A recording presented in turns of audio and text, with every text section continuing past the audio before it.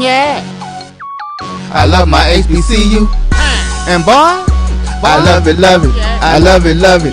I love my HBCU. And man, I hope my team they won. Yeah. I hope my team they won. Yeah. Man, I hope my team they won. I hope my team they won. Yeah. I tune into the HBCU Sports Lab to see if my team won or lost. If they lost, I'm quiet as a mouse. But if they won, keep tab. I'ma do the dab, yeah. Dr. Cavil, he know what he be talking about. Mike and Charles, they know what they be talking about. They compress the analytic data with your hip hop. If you know them like I know them, they gon' tell you if your team, if they won or lost, and who the ball. So listen to Professor, yes sir, and pay attention, cause he gon' teach a lesson. This is Dr. Cavil with Inside the HBCU Sports Lab. We're right in the middle of March Madness. Yeah, things actually are kicking off now. They don't start soon. They are off the races now. We'll give you some updates throughout. For the HBCU programs that you're looking to keep up with, we'll give you that update. And those teams actually kick off men's and women's tomorrow. We do have some updates from the NAIA. One team is moving forward, one is not. So we have one team left, whether it's in the NCAA Division II or NAIA tournaments, respectively. And we'll tell you who that is if you hadn't heard. I'm sure our fans have, but we'll talk a little bit about moving into the field of Elite Eight teams going forward. And one of them happens to be an HBCU program. Welcome to episode 373 Inside the HBCU Sports Lab radio show and podcast. The show that's covering the sporting HBCU dash for all things HBCU sports for institutions large and small, from the NAIA to the NCAA. We share insights and information on the HBCU sports culture, HBCU athletic aesthetics to facilitate the story of HBCU athletic programs and the business of HBCU sports. I'm your host, Dr. Kenyatta Cavil, along with my co-host, Mike Washington, Charles Bishop. Mike Washington is out on assignment. We're going to have to go hunting for him again. I'm not sure what's taking place. Is he sneaking off to watch some of these basketball games? You know, he got a freaking flyer miles. It's no telling. We are filming from our home studios and sending a signal live to KCOH 1230 AM studios with the Texas Radio Hall of Fame, multi-Hall of Famer Ralph Cooper in the beautiful home of Texas Southern University from Houston, Texas. Yes, I'm back in town. Leaving out tomorrow, sneak up there to Dayton, get on back for the show on Thursday because I need to make sure that there's a presence here in the office. So we'll take care of that. Today's episode of Inside the HBCU Sports Lab is sponsored by THG Agency, LLC. THG Agency is a company that provides sporting and educational and consulting and data analytics. Speaking about the tournaments, maybe we'll get into this after you give me your updates and how you're feeling as what some are referring to the snubs in terms of the NIT and certainly the CBI. With that being said, before we take a deeper dive in that, what kind of news do you want to share with us today, Charles? And how you doing? Well, I'm doing well, Dr. Bill. Of course, we had a jam-packed weekend this past weekend with you being up at the MEAC tournament. Of course, both of us being at the SWAC tournament. Just getting settled back into a little spring break action. Just take a quick deep breath here before we go forward with the rest of some HBCU sporting diaspora, if you will. But you take a look at some news, HBCU All-Star Game rosters and awards revealed. And this is huge when we take a look at the HBCU All-Star Game, which will be played at Texas Southern at the HPE Arena April 2nd. But let's go over the rosters of the teams who will be represented in that game. We start with the Dick Barnett team, and that's comprised of the MEAC, SIAC, and independent HBCU All-Stars. Joe Bryant from Norfolk State, Chris Bankston from Norfolk State, Isaiah Burke from Morgan State, Brendan Medley Bacon from North Carolina Central University, Sam Sessoms from Coppin State University, Nathaniel Pollard from University of Maryland Eastern Shore, Demetri Horton from North Carolina A&T, Marquise Goodwin from Hampton. You have Junior Clay from Tennessee State, Greg Boyd from Tuskegee, Kerry Richardson from Morehouse, and Elike Bowles from Savannah State. They represent Team Dick Barnett.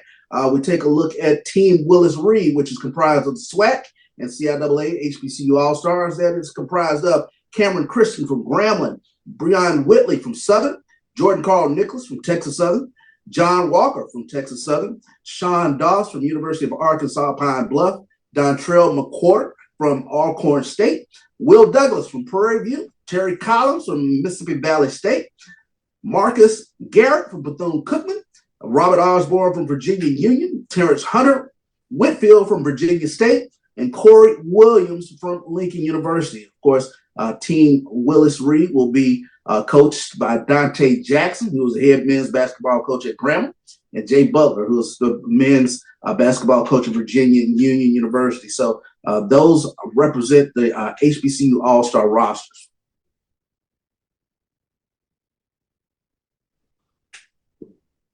Great updates when you talk about the All-Star games. It should be fun right here in our backyard, Texas Southern University on the campus there. I know Howard, a young lady, Erica, she always supporting her Bison, talked about the fact that the Howard wasn't on the roster. One thing I do want to make sure that people may consider, not to say they did have a graduate guard that could have been eligible to play on there, but they only take players that have expended all their eligibility in regards to participating in the game. So it'll be interesting to see what that looked like in terms of the All-Stars. I'm sure there are a couple of other folks that feel they should have been on the list in terms of maybe seniors or graduate players that exhausted their eligibility. But that's why it's All-Star. You always get those snubs. You always get that. And the question I like to ask is, who do you take off when you want to replace somebody in there? Because there's only a limited number on the roster, 13 for the roster. So if you're going to add somebody, you got to take somebody off. And I think that's when it really gets good, when you start saying, all right, this is the person I take off. And we can get in a little bit of debate out of that. So I'm still waiting to see what that looks like. With that being said, there was also some major discussion in regards to, once the polls were released, we're doing HBCU Night Leader Basketball Edition. As everything was coming out, things went like most people thought in terms of basically the automatics into the NCAA tournament. Texas Southern, as they won the automatic bid, have a losing record, so they play in the playing game. You have Howard, number 1 seed. They will face, I should say, a number 1 seed as a 16 seed. So you have some games that start out yesterday. We'll get in a little more deeper of those matchups to see what Charles thinks about what those matchups look like. But when it really got interesting is by the end of the night, or halfway through the show, the NIT was revealed. You know, it pretty much comes on about an hour or so after they wrap up, have all the talk on the NCAA Division I men's and women's tournament. And so you get your NIT. We already pretty much knew WNIT. You had the automatic bid, Jackson State, Morgan State as well, because on the women's side, they take the first and second team to finish in the roster. On the men's side, they only take one team, even if there is co-champions, which made things really intriguing this year. Obviously, going into the tournament, we realized that Alcorn State, the Braves, had the number 1 seed. They beat Grambling by 3. There was only one contest, so tiebreaker rule, they get that. We didn't or may not have realized that tiebreaker was also going to govern who would get the NIT bid if neither team actually, well, if Grambling or Alcorn didn't win the tournament, neither team won the tournament, as I was saying. Then Alcorn would get the NIT bid. They did get that, but that means 24-9, 15-3 finish. Co-champs, Grambling State, do not have a bid. NIT, then it doubled down and even got worse. CBI came out with theirs, and there was no Grambling, no HBCU for that matter, in the contest. You even had some coaches, particularly Grambling, Norfolk State, North Carolina Central, that, for lack of better words, lobbied for the fact that they wanted to see about the teams getting in. When you talk about Central, they made it to the semifinals, lost to Norfolk State, game that went in overtime after they beat them the previous week to have a second-place finish in the conference. But again, as I remind you, NIT does not take only the first team automatic bid if that team does not win the tournament. Howard won the tournament, so they were not obliged to take any men's team from the MEAC for the NIT. Central finishes at 18-12, 10-4 in the conference. They're at home. Norfolk State finishes 22-11 in the championship game that goes down to literally the last seconds. They're at home. No NIT or CBI bid. And just to throw it out there, you even had Maryland Eastern Shore Hawks, 18-13, one of their best seasons in years. As they are level setting and showing that they're going to be in the basketball business, 9-5 in the conference, tied with Norfolk State for the regular season. They did not get a NIT, CBI did. All right, we understand the NCAA. One thing I noticed is doing the kind of analytics, when you look at the NIT, is all the teams that host and basically get at large bids come from the Power 5 conference. You may have 1, 2 that are quote-unquote mid-majors, but the rest of them, the majority of them, are Power 5 institutions. The only mid-major or low major, whichever term you want to use, are those outside of the Power 5, outside of the red line, as they like to talk about, those programs that are spending a certain amount of money, outside of the brands that some people like to refer to. There was only 1 or 2 teams that got in the NIT that did not get the at-large bid, meaning they finished in the regular season as the champion, and then therefore they were given an at-large bid to the NIT. But none of them, except for maybe 1, got an at-large bid. So you see, even the NIT is reserved for the Power 5 program. So I think we're going to have to go through a little bit of an education process in terms of what is the criteria, what is the NIT looking for? And I know you've broken this down, especially when we take a look at on the football side of things with regards to the FCS playoffs. But does the NIT, do you have to bid to host games, or what exactly is the criteria going into those teams getting chosen for the NIT? Previously, the NIT was an independent tournament. Actually, at one time, it went toe-to-toe with the NCAA, for those that may have forgot that. But they went toe-to-toe, if you will, with the NCAA. As the NCAA grew, became the favorite with the television programs, the major brands deciding to opt for the NCAA, getting bigger payouts over the years. The NIT just kind of wandered, if you would. And then finally, at one point, they basically sued the NCAA. Won that, but in that suit, part of the lawsuit that the NCAA decided to agree to is that they would pay out the settlement and essentially take over the NIT. So I would imagine that those boards that cover the NIT essentially are similar to what you see for the NCAA, which means the biggest thing you're looking at for a quadrant 1 wins. So for me, it's not about necessarily the method. We understand the method. We've heard it till you're blue in the face. The question is about access. If this is an NIT tournament, it doesn't pay the conferences any. It's a way to reward. And you even see teams like North Carolina's Tar Heels that decline. Yeah. That don't even decline the invite, to show you how little value they see in it. But still, other major brands of the Power 5, if you would, they decide to participate. And they do it in such a way because they want to at least generate some money to break even, if not make some money that they put back in their pool. But I'm saying you're making billions of dollars. And so at some point, you open it up in the terms of equity, if you would. And I know that's a learned term for a lot of folks out there in terms of this equity, diversity, that you have literally politicians that want creating laws to do away with it. But it doesn't mean that I can't put it out there in regards to the landscape of people to consider what is taking place here. Does the NIT pay the conferences in the same way that the NCAA does?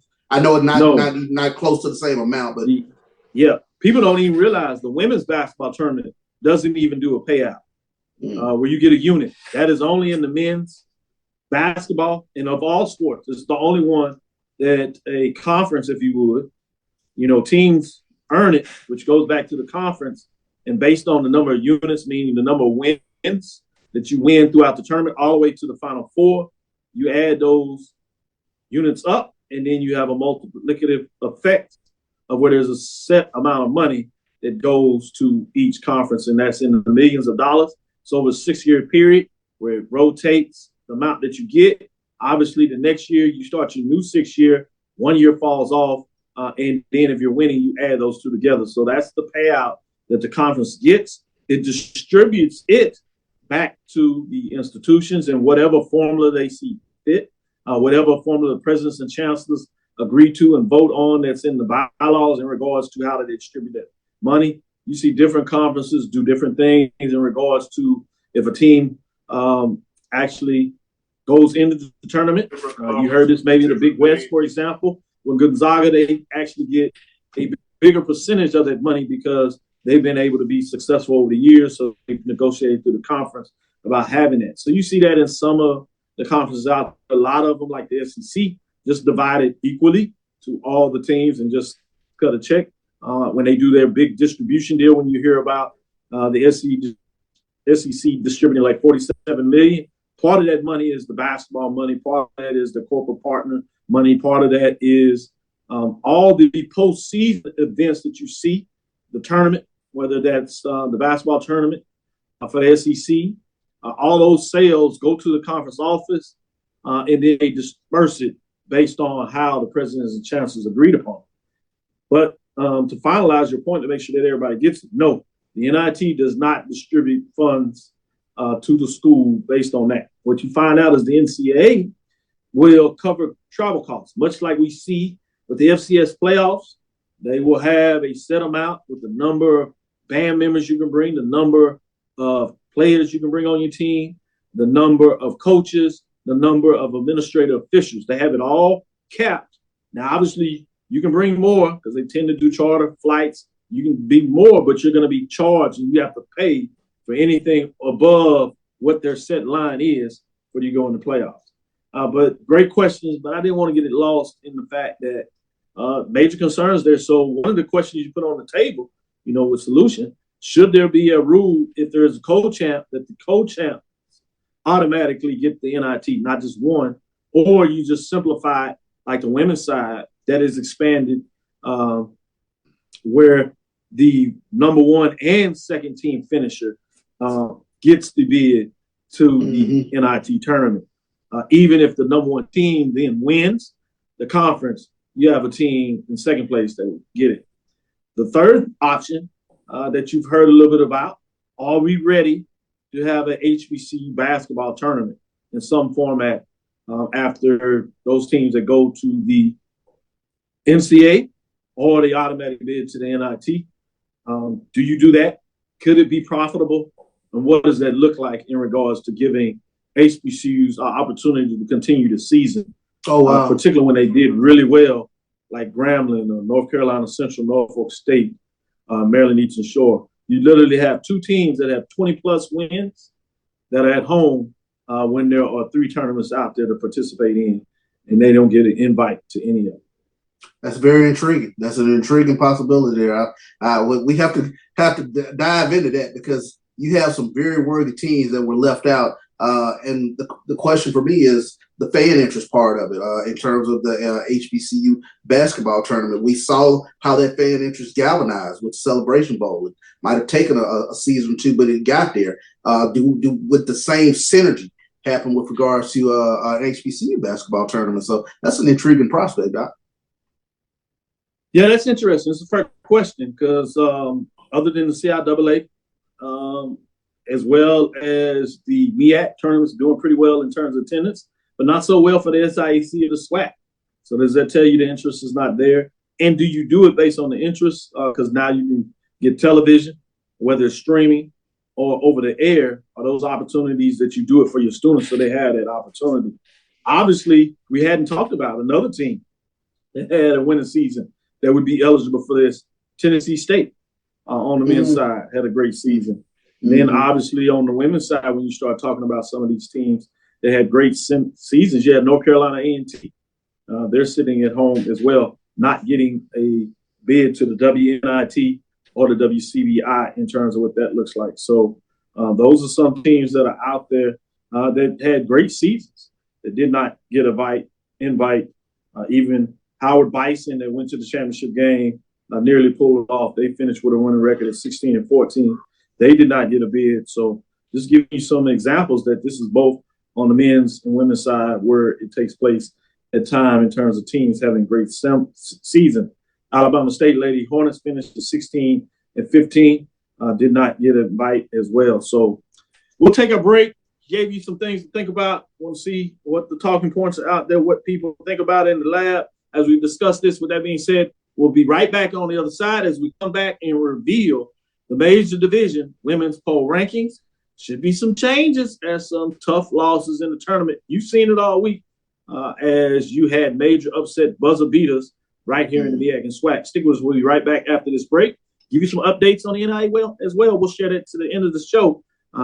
We do have one team that is still lacing them up. Stick with us. We'll be right back after this break.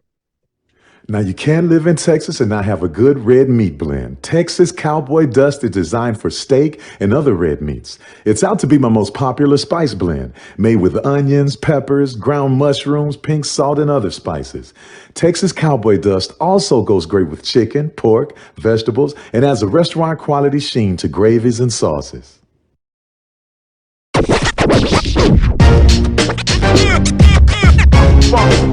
It's like a loop machine. All around town, people trying to get down. Vanilla smoked sea salt seasoning is for seafood. The tarragon and fennel bring out the natural sweetness in seafood. I also use it in rice dishes, on yams, asparagus, blueberry pancakes, and believe it or not, chocolate chip cookies.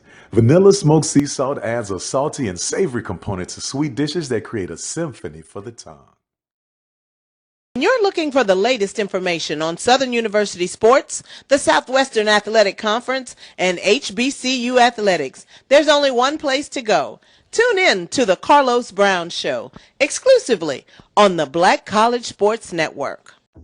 Press the analytic data with your hip hop. If you know them like I know them, they gon' tell you if your team, if they want a lot, and who the ball. So listen to Professor, yes sir, and pay attention, cause he gon' teach a lesson. This is Dr. inside the HBCU Sports Lab. Let's get into the poll rankings. Shivery ideas. So we're gonna start with the women and see what Charles thinks. Some movement this week. We have a new number one, and we have a new team that jumps in the top five. But as we start, that means somebody fell out. Who fell out this week? Prairie View A&M Panthers, 15-15, 12-6, had a really good, solid season. I'm sure they were really disappointed in terms of how they finished the tournament. Not that you lost, but they really got pounded. But we didn't foresee that the team that pounded it had plans to close out the tournament in style. That was receiving votes to get in those teams that are just on the outside looking in. Alabama State Hornets, 16-15, 12-6, also had a tough tournament after a really solid year, 39 points. Morgan State Bears, 17-10, 10-4, 32. Remember, their season continues as they got invited to the WNIT, so we'll keep an eye on them. See how they move forward as their game kicks off tomorrow. Prairie View A&M Panthers close out the season at 15-15, 12-6, receiving votes at 22 points. Alabama A&M Bulldogs, 14-15, 12-6 with 18 points. Shut it down as well, meaning we get into top five. Who are the top five programs? Howard Bison made a great run in the MEAC and pushed their record to a winning record, 16-14, 10-4 in the conference play, 49 points, but they remain in the fifth spot. Jumping into the top five is number 4, Southern Jaguars. Really went on a run in the tournament, got it done, and pulled off probably the biggest stunner of this side of HBCUs. If not overall, particularly on the women's side, Southern Jaguars 18-14, 12-6. They take down the queens of the basketball court that were rolling 58 points, not ranked to jump in the top five as Jackson State Tigers lose on a 3-point buzzer beater, essentially a couple of 4 seconds on the top, but all for it to be, it was basically done. Bringing us to number 3. North Carolina A&T State Aggies, 18-12, 12-6. That is 62 points. They dropped down a spot from number 2. They close out in the opening round of the Colonial Conference. Bringing us to number 2, Jackson State Tigers. They finished 21-9, 17-1 with 1 first place vote. They still hold on to it, 73 points. They fall for the number 1 spot, which means we got a new number 1. Norfolk State Spartans, they do the double daily as they get it done, winning the MEAC regular season and then getting it done in the tournament. A classic game against Howard as they hold on to get it done 26-6. That's second championship, 2 in the last 3 years, as they're 11-3. 7 first place votes, 79 points. They rise from the 3rd spot last week as they get it done. New number one, Norfolk State Spartans moved to the top after the conference tournament's play has ended in week number 10. We'll see what this means as we get a little further into it, see what they do in the tournament in their draw. We'll get a chance to see how long they make it in the tournament. And they pulled the doozy. They pulled the number 1 South Carolina State. And on the women's side, they don't have the neutral sites. They play on the home court. And this is a South Carolina team that many people are saying is one of the best women's teams, if not the best ever. And so it will be tough to get it done. But Norfolk State, that's why you lace them up and put it down. As this is the 2nd straight year that South Carolina has gone unanimous number 1 throughout the entire season. Wire so to trying wire. to go back to back. Can Norfolk State stop them before they get started? We shall see. Charles, what are your thoughts in terms of the top 5 programs in week number 10? No problem whatsoever. I wanted to see how far the Southern Lady Jaguars would vault into that top 5 because I think if you take a look at the totality of both men's and women's within the tournament, theirs was absolutely the shocker with the last-second buzzer beater to knock off Jackson State in the SWAC semifinals. And so the curiosity part for me was to see where Southern would land in that top 5, well deserving to get in the top 5. Tremendous SWAC tournament run. Can't take anything away from Norfolk State Spartans. I mean, they got it done, and they were able to vault up to that number 1 spot, taking down a tough Howard Bison team. Exciting tournaments, both on the MEAC and SWAC tournament side, Dr. Cavil, I have to say that. But I take my hat off to the Southern Lady Jaguars. They got it done.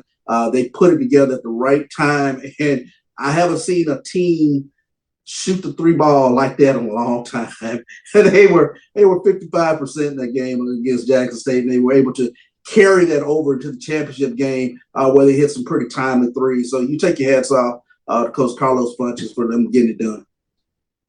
Last 3 buckets were 3, to be exact. Yeah. And think about this. They literally needed them all to win the game, just to let you know that credit to Southern about just playing through and getting done, but also let you know the talent of Jackson State. And so that's dialogue here. I did want to get into this while we got a little time here before we hit our next break. A.D. Drew asked the question, how is a postseason team outside of the top 5? In this case, the postseason team he'd be talking about would be out of the MEAC. Morgan State Bears 17-10 and 10-4. 32 points. Outside of the top 5, they're in the WNIT. They get that bid as the automatic, finishing 2nd in the regular season to their credit. So just like I said earlier, when you talk about the All-Star, who do you take out?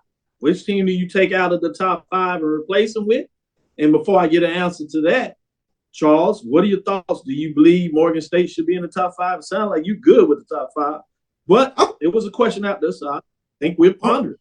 Who's the number 5 team? Howard? Who's the number 5 team again? Howard is number 5. They made it to the championship team. They finished the regular season in the 3rd position. Finished at 16-4, 10-4, tied with Morgan State, who finished 10-4 in the conference race, but did have a better overall record at 17-10.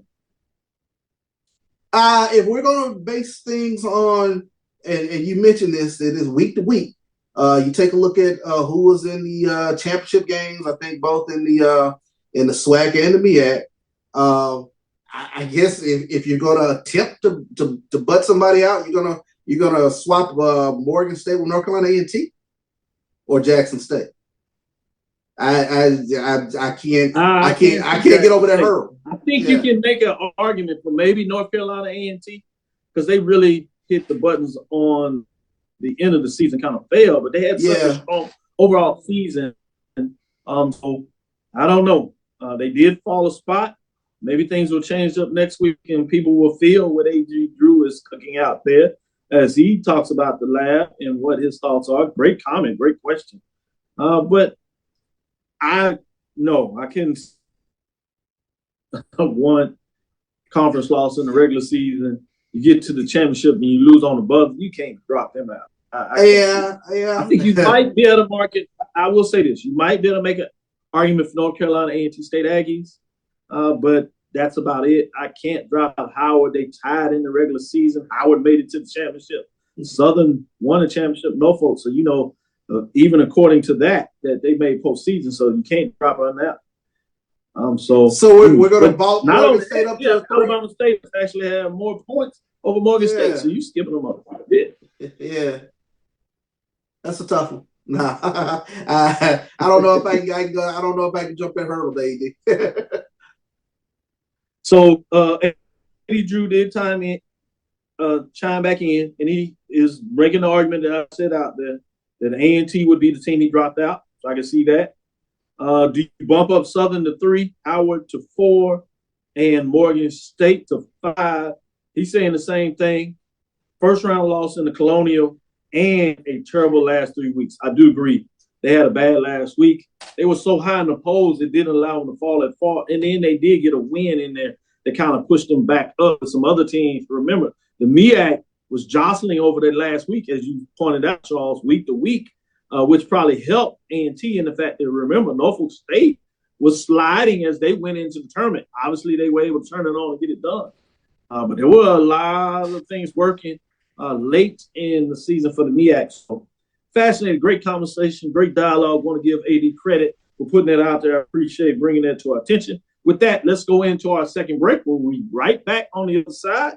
See if some of the other lab listeners have some thoughts in terms of the top 5 on the women's side before we look at the men. Stick with us. We'll be right back after this break. The Cavil Group is a Florida-based marketing and training consulting firm. We help businesses communicate to their target audience and engage them in conversation.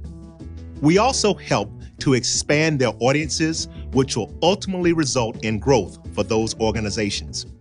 In addition to being a certified constant contact specialist, my colleagues and I are also certified in John Maxwell Leadership Principles. We use these proven principles to conduct workshops, training, and private coaching sessions for individuals and companies looking to take things to the next level.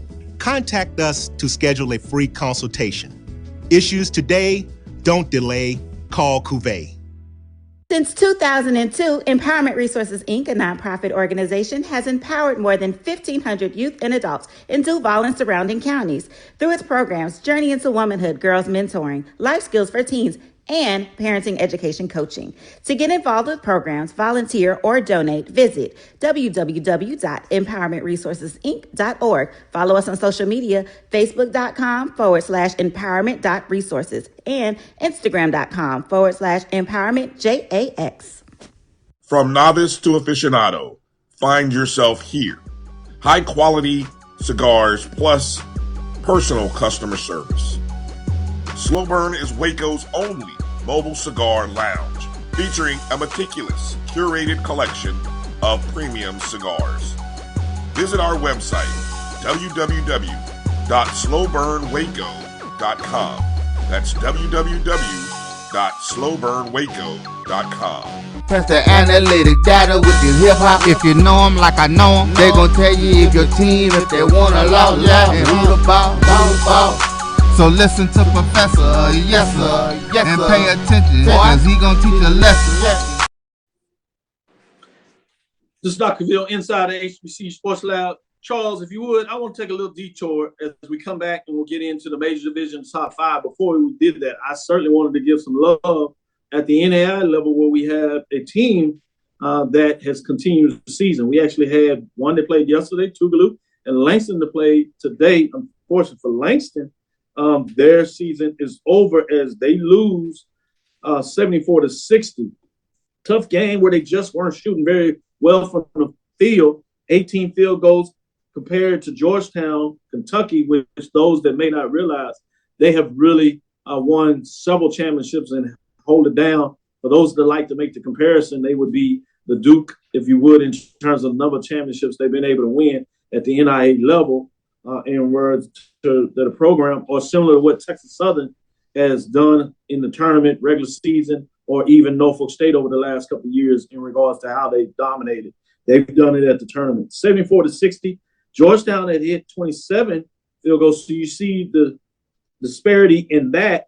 And then the second place you looked at is always tough. If you can't get the shots up, that means you really need to close them out on the boards. They could not get it done on the boards. Rebounding. Down in the total boards, rebounding there 42-31. So tough matchup there.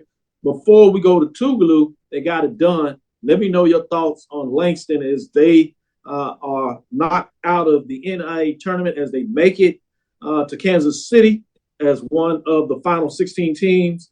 They do not make it to the 8 as they get knocked out today, 74-60, as things just didn't quite go their way.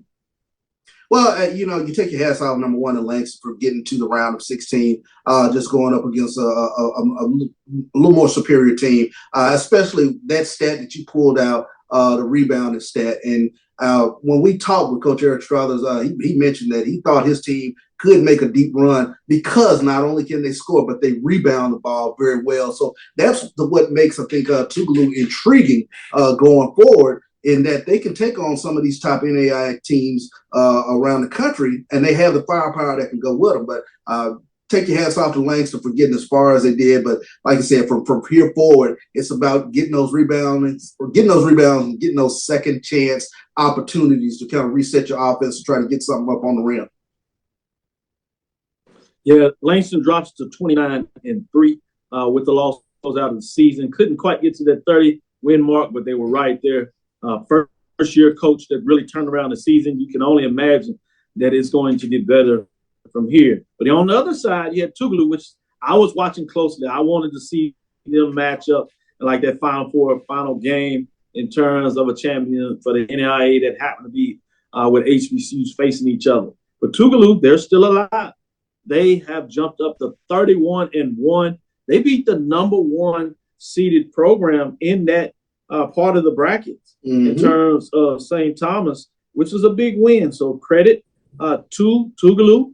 As you talked about Coach Smothers, we brought him on the show doing some great things in regards to how he talked about how talented that team was. They hadn't got love earlier in terms of their position, but I'm sure they're starting to get some recognition now as folks are talking about watch out for the Tougaloo Bulldogs. Again, they're at 31-1, 14-0 as they went through the Gulf Coast Athletic Conference unscathed, and they are now at the final 8 teams in Kansas City as it just gets bigger and better from here.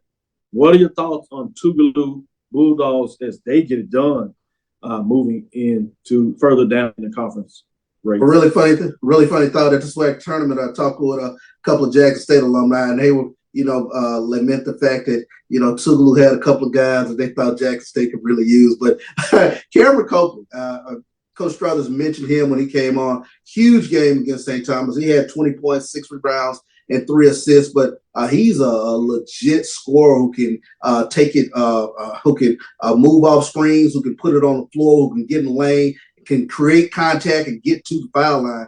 He's a terrific combo guard in talking with Coach Struthers about him. So, I think Tougaloo has the ingredients that can keep moving forward going in this tournament. But I'm looking forward to see what they can do. It is fun watching Coach Struthers get the flowers that he so rightfully deserves with this team making a deep run in the NAIA playoffs. Coach Struthers, he's toiled for so long within the SWAC, within HBCUs. For him to take a team this far really speaks to his coaching prowess. And I tell you what, I couldn't be more proud of him. Well, let me ask you this. As the question goes, and they won that game against St. Thomas, 74-68. They were right there with them the whole game, but they were trailing. But that fourth quarter, they really got it going in terms of that second half, I should say, the last 10 minutes. When you think about breaking it up into quarters or 4-minute segments, they dominated the game and were able to get big stops, big buckets. So with that being said, it just gets tougher from here. How far do you see this team going in the NAIA tournament? They have 3 guys that can score. They have Cameron Copeland. I mentioned him. He went for 20 points in this past game, but they have a couple of other guys that I want to make mention of. I can pull them up real quick, but Darius Henner and Antonio Patterson, both of those guys, they can they can get buckets. So a team that can rebound as well as Tougaloo does, and that guard play. They have some guys that can really get in the lane and create contact and get to the foul line, and they have those little mini bursts. I talked with you at the SWAC tournament about the way I think Jackson State's women go on little bursts, but we saw Tougaloo went on, I believe, like an 11-5 burst in that game, and they were able to withhold it down the stretch. But this is a team that has the ability to put 6-0, 8-0 runs together and take control of games. So those are things that you just kind of keep an eye on with regards to Tougaloo moving forward.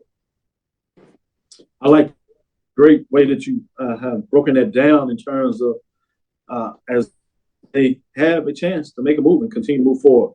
With that, we'll get back with you on the other side. So stick with us. We'll come back with the major division, top 10 programs. And then at the last segment, we'll give you some updates and our thoughts in terms of these matchups going at the major division level for the last segment. But stick with us. We'll be right back after this break. It's never too early to plant the seed, to share the tradition, and instill a sense of pride in your HBCU with your little ones. HBCU Pride and Joy Children's Boutique helps you share your school spirit with a wide selection of adorable kids apparel and accessories officially licensed from your favorite HBCU. Visit hbcupridejoy.com and follow us on all social media at HBCU Pride Joy on Facebook and Twitter. The human voice has always connected audiences with experiences. Major brands all across America have trusted Kever's voice time and time again. Conversational, powerhouse, intelligent, and sincere.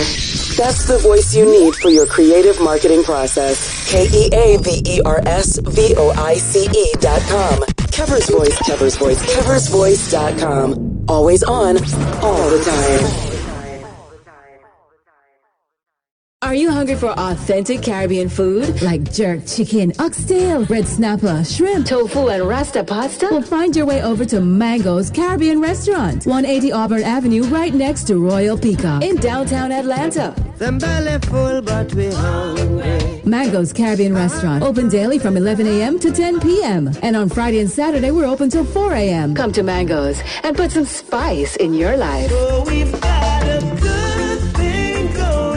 Mango's Caribbean Restaurant, 180 Auburn Avenue, right next to Royal Peacock in downtown Atlanta. For more info or directions, call 404-698-3992 or log on to mangoscaribbeanrestaurant.com. For instant coupons, text MANGOS to 313131. Tell your mama hungry, papa hungry, brother hungry. Mango's Caribbean Restaurant, authentic Caribbean cuisine.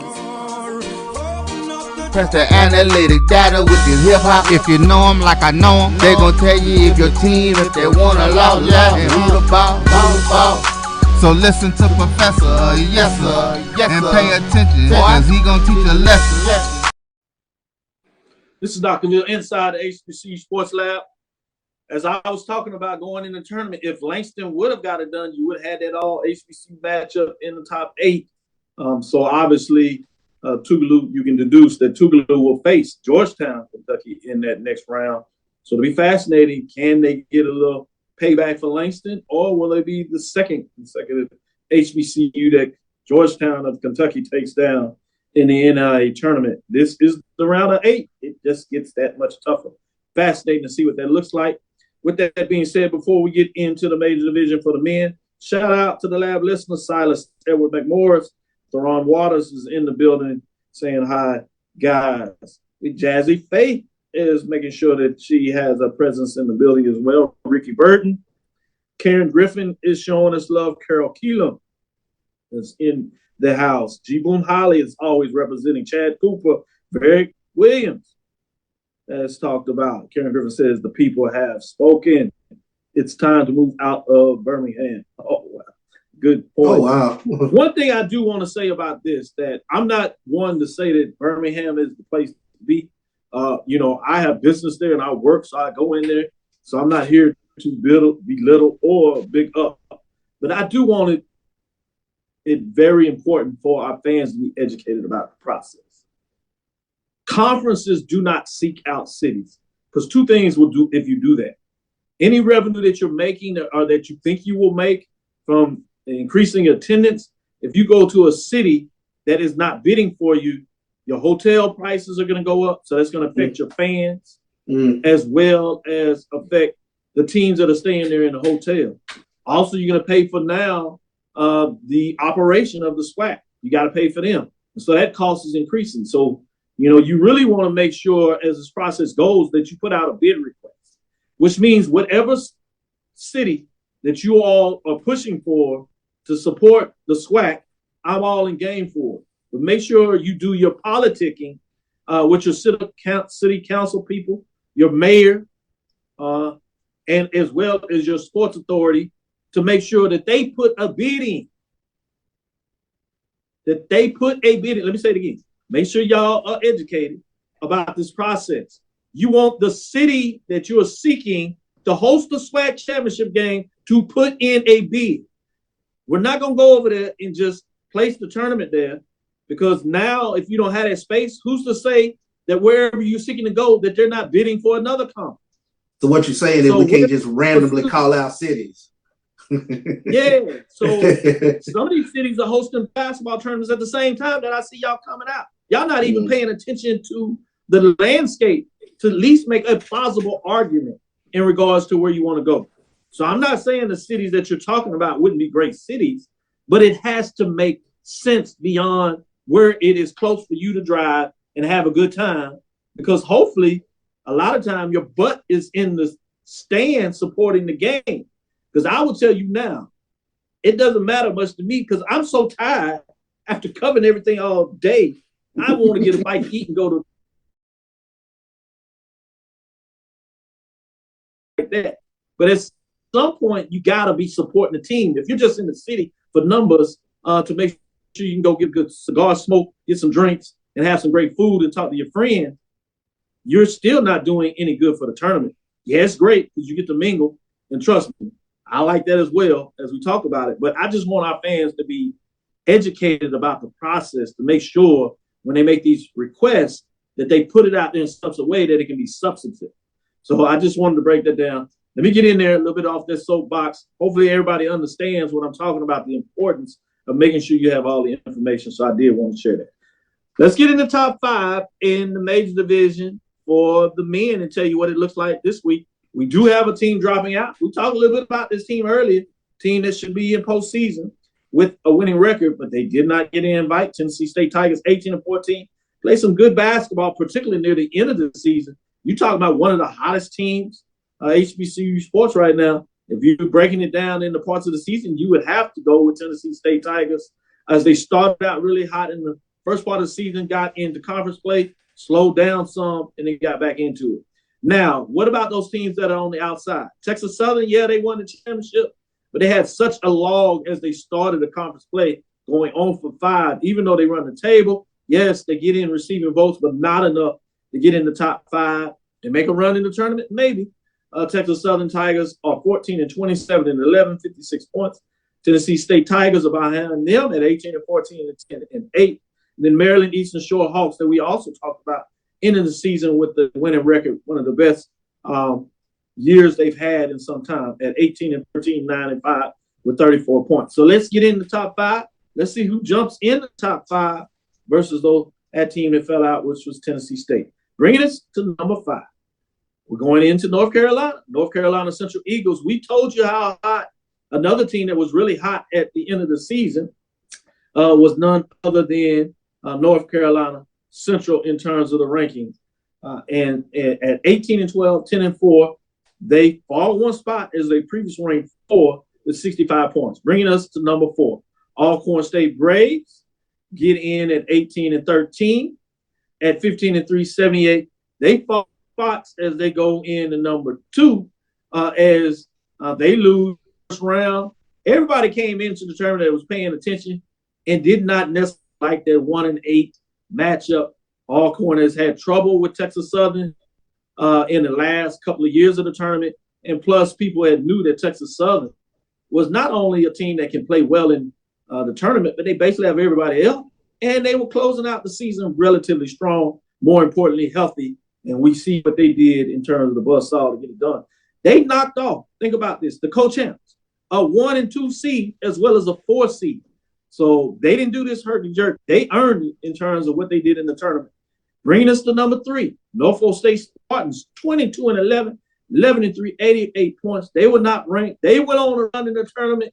And boy, you talking about something that they will be thinking about the lifetime. The inbound pass at the end of the game was enough to undo the fact that it looked like they were going dancing, much like Texas Southern, for the 3rd time in a row. It was not to be. Howard Bison had the magical season, regular season, and the tournament as they do the double-double. We'll see where they land. At number 2, no. At number 2, it is Grambling State Tigers sitting at 24-8, 15-3. They still earned 3 first-place votes, 101 points. First place, they couldn't get again, Texas Southern. It seems like they were dragging a little bit in that game in the first half, but they kicked it up and made a valiant effort in a run in the second half. But Texas Southern had just too much or had just enough to cut down the nets as they go dancing for the 3rd time, which now means we have a number 1 team, a new number 1 team, and the number 1 team is out of the MEAC, the Howard Bison that go back to the tournament first time in 30-plus years, 21-12 on the season. So they get to the 21-win plateau of 11-3, 8 first-place votes, 107 points. They move up 2 spots. And in week number 10, Howard Bison moved to the top after conference tournament play in week number 10. Will they be able to hold on for the regular season? We'll see as they take on the number 1 seed in the tournament, as they are one of the few teams left, as with Alcorn, they'll play in the Wednesday, as well as Texas Southern that plays Wednesday as well. Charles, what are your thoughts on the top 5? Tennessee State, how many wins did they have on the season? 18. They went 18-14, 10-8, dropped out of the poll. They are the 2nd team receiving votes behind Texas Southern. So essentially, if you would, they would be number 7 team in the total points, as they are outside of the top 5 and could not bump in. North Carolina Central, Norfolk State with those 22 wins was the team that overtook them. As they lost in the first round of the tournament a couple of weeks ago, really ugly. It really dropped them out in terms of the top 5 finish at this time in week 10. Well, yeah, that was the thing that I was looking at with this week's poll was by virtue of Alcorn losing to the number 8 seed, how far would they slide, and would a team that is receiving votes, would they have enough juice to get into the top 5? But when I saw North Carolina Central there at 5, the intriguing part for me was the number 4 team, and that's why I was curious about Tennessee State with them being on the uptick, if you will, toward the end part of the season, if they were able to usurp Alcorn or if Alcorn were able to slide out of that top 5. I think if they would have won a game, certainly 2 in the OVC, I think you could have made a better case for Tennessee State, which a couple of things. Man, they would have made a nice run in the tournament, obviously. But that means they would have got to 20 wins as well, which is always a nice demarcation in terms of the success of your season. So the fact that they had that loss at the end of the season would have basically put them tied for 2nd against a team that just moved up to Division I, hurt them. And then you go in the tournament and the opening round, you really lay a dud. It wasn't even close. So I think when you talk about those success losses, even though they closed really strong before those last 2 losses, I think that did them in regards to Alcorn getting a piece of the regular season champion. Sure. And obviously we know about the matchup and went in that other than the seedings, I'm not sure how much of that you call it an upset, just one of those demons that sometimes takes place in any tournament around the country. Sure thing. With that, let's take our last break. We'll come back on the other side. We'll talk about some of these big matchups, get Charles' final thought in terms of what may take place. With the first 4, Texas Southern takes on Arley Dickerson. We'll see what that looks like. Alcorn State is against North Texas in the NIT. So we'll give you a little bit of what our thoughts are on that. Stick with us. We'll be right back on the other side to close out the show. This is Brian Fulford. A.D. Drew and I are co-hosts of the BCSN Sports Lab. We talk about all things related to HBCU athletics. From the games, teams, coaches, and fan interest stories, we cover it all. You can find our shows on Facebook at BCSN Sports Rap, YouTube at MyJBN Online, and everywhere you listen to podcasts like Anchor, Spotify, Google, and Apple Podcasts. You can also find the show on the Jericho Broadcast Network's app. Make sure to download. We look forward to you joining the conversation and being a part of the show. T. Madden and Associates is a sophisticated and experienced law firm located in your neighborhood. We're turning injury to cash. T. Madden and Associates obtained almost $2 million for my injury. They turned my injury to cash. Now, we can't guarantee how much your injury is worth, but we've recovered millions for our clients. Call T. Madden and Associates at 833-PAID-123. That's 833-PAID-123. Nope. Nope. Come on, him? Ooh, I like him.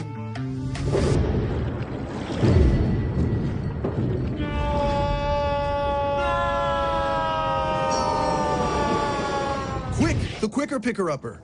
Bounty picks up messages quicker, and each sheet is 2 times more absorbent, so you can use less. He's an 8. He's a 9. Bounty, the quicker picker-upper. Press the analytic data with your hip hop. If you know them like I know them, they gon' tell you if your team, if they want a lot, and who the ball. So listen to Professor, yes sir, and pay attention, cause he gon' teach a lesson. This is Dr. Cavil with Inside the HBCU Sports Lab. Let's get into some of these matchups. Let's get into the first one. The first four, which features 216 seeds. You have Fairleigh Dickinson coming in at 19-5 versus Texas Southern that comes in at 14-20 in terms of their matchup after winning the tournament. One thing that I thought was interesting when I started looking at some of the players, but particularly the standings for Fairleigh Dickinson, the Knights, is they actually finished second in the conference. MEAC, and even though you talk about them losing the tournament final to MEAC that was not eligible to go into the NCAA tournament, so they get the bid even though they lost that game. So this is a team that has lost the last 2 games, played really the champion pretty well, so they certainly deserve to be there. But that just opens up some discussion that if Texas Southern plays what we've seen them play in the tournament, and they will be comfortable about going into this building, filling the field. They were there literally just last year in regards to what this looks like. So I think that is a favor for them going into this matchup, and the confidence about being used to getting on the plane and all the things that go into it. It's amazing what people may not realize. You finish off this stretch where you play 7 games in 10 days. You get home, and then Sunday you do your watch party, and then you're planning to literally take off on Monday on the jet that takes you in to Dayton. They do a great job of welcoming the teams there in regards to giving them a first-class invite. But the turnaround is so fast. It's interesting to see which team takes that the best. So let's start here with Texas Southern. And Dickinson, what are your thoughts in terms of this matchup, which is on True TV, 5:40 tomorrow, for those that want to check it out? You take a look at this game, and Texas Southern, they get, again, you talked about their experience playing in the NCAA tournament. I think that bodes well for them. I think that's going to help them out tremendously. P.J. Henry, you talk about a money clutch player for Texas Southern in terms of their guard play. Put the ball in his hands, and let's see what can happen. But I think the big thing for Texas Southern is rebounding. Fairleigh Dickinson, only one player who is 6'7". So can Jordan Carter-Nichols, can he kind of stay out of foul trouble? Can he get on the boards? Can he create some second chance opportunities for Texas Southern? And if that's the case, I like Texas Southern's chances going forward. Well, now you see Kansas. This is the Kansas team that won everything against North Carolina coming back in the second half. Yeah.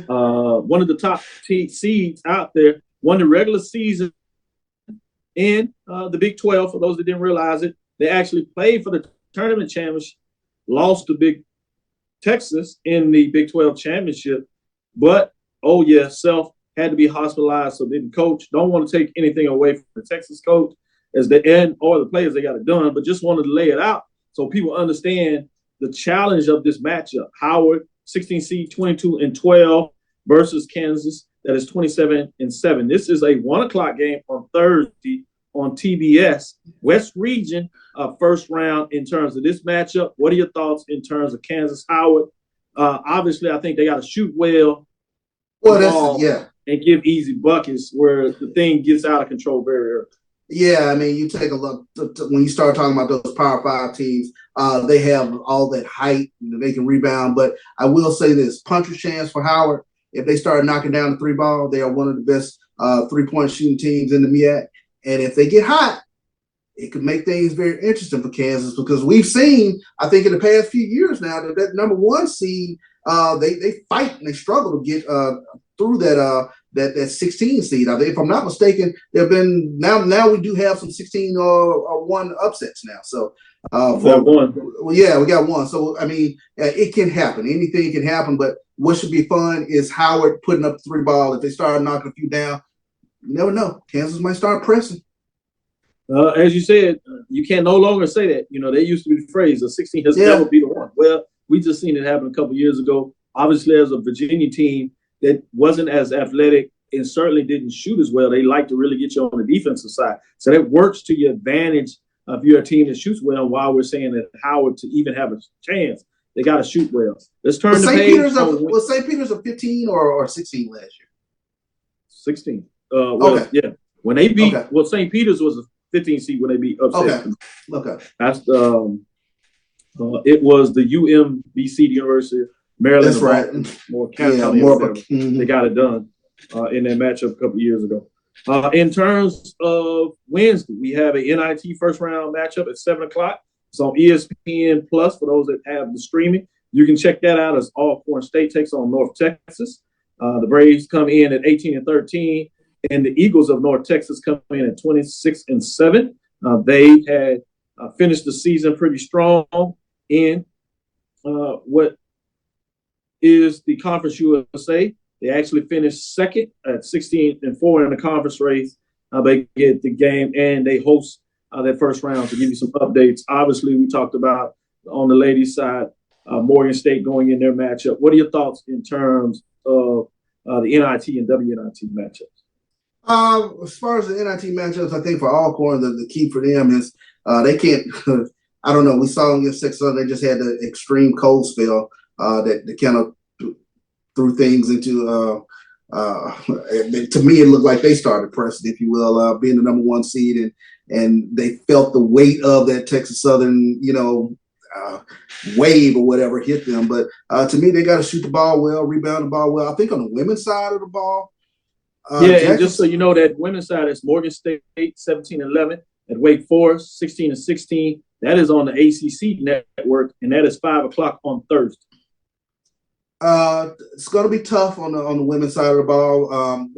What at least I've seen with the women is the bigs or the skill position players down on the low post. If they are able to get easy buckets and get people in the foul trouble, then it becomes difficult on the guard play on the women's side of the ball. I will say I think Jackson State is an interesting matchup versus Memphis because they have 2 very capable bigs. But we saw in that Southern game, they just missed too many bunnies, and we just don't normally see that with regards to Jackson State. They normally are able to knock down those little easy buckets down low. And had a couple of players that went 1-4 in that game. So it'll be interesting to see at least if Jackson State can get those easy opportunities and get some easy buckets, and I think they can pull the upset against Memphis. So also on ESPN, that's ESPNU at 8:00. So you have your 5:40 on True TV. You have your 7:00, and then your 8:00 on ESPNU is the first 4 on the women's side. That's new to the tournament, first year of the first 4. Southern takes on Sacred Heart. Both teams are 16-16. So obviously, in terms of matchups, this is one that you believe that Southern has a chance of winning. 18-14 versus Sacred Heart. They came in 18-13 in terms of their matchup. To give you something there, that is a Thursday game. It'll be interesting to see what they do there. Obviously, Sacred Heart won the tournament, Northeast Conference. So you have both SWAC schools taking up against Northeast Conference on the men and women's side in the open round. Sacred Heart finished number 2 behind Fairleigh Dickinson on the women's side, 18-13 overall in terms of their record. So what are your thoughts in terms of this matchup between Southern and Sacred Heart on the first floor of the NCAA? Well, if I'm Southern, I can continue to let it fly from three-point land. I also like Genovia Johnson, tremendously athletic player. Was able to get in the lane quite a few times, getting to the championship game, and really was able to pace that Southern offense. But I tell you what, Southern from behind the arc, they're hitting it at the right time in the season. So hopefully they can continue to stay hot in the tournament. We talked about this, so I won't ask you to relive it, but I do want it on the record that everybody knows Norfolk State 26-6 takes on the number one seed South Carolina. That's 32-0. That is on ESPN, a Friday matchup at 1 o'clock in Greenville for the first round regional there. That'll do it for us as we get to it. Any last thoughts you have, Charles? Tremendous MEAC tournament, tremendous SWAC tournament. Enjoyed it. I thought both conferences did a great job of putting on hosting a great tournament and a first-class experience for the media. Great stuff. I wanted to do that. I'm glad that you brought that up because I wanted to close by giving kudos to Ben Thompson that provided all the things necessary for me to be able to do the show at the tournament, encouraged me to come down there. Wonderful. Shout out to the commissioner in terms of what she is getting done there. Tremendous in terms of what that matchup looks like in so many different ways. I also want to talk about Ken Rashad, give him a shout out for all the coverage he did for HBCU Sports. Great coverage in terms of getting all those interviews in. A lot of work there, as well as Tolly Cart in terms of calling the game. So great work going on there. So I wanted to kind of Santoria Black as well. Close it up. Thank you. Good one. Santeria Black. Thank you for listening to Inside the HBCU Sports Lab. Make sure you share our podcast with your friends and colleagues. I am Dr. Kenyatta Cavil, the Dean of HBCU Sports, coming from inside the lab in the College of HBCU Sports with Mike Washington and Charles Bishop. Again, we want to thank you for listening, Dr. Cavil. Inside the HBCU Sports Lab, Mike Washington and Charles Bishop every Tuesday and Thursday. We'll be back to give you some updates there. Major update poll rankings to let you know what's going on there and to give you the updates and discuss what took place on some of those games on Wednesday and what to expect on Thursday. Follow me, Dr. Kenyatta Cavil, on Twitter, Facebook, Instagram, Inside the HBCU Sports Lab 1 on Twitter, Facebook, and YouTube, Inside the HBCU Sports Lab. Dream big, continue to move forward. We'll talk soon. Charles? Horace? Roy? Lecture. Dismiss.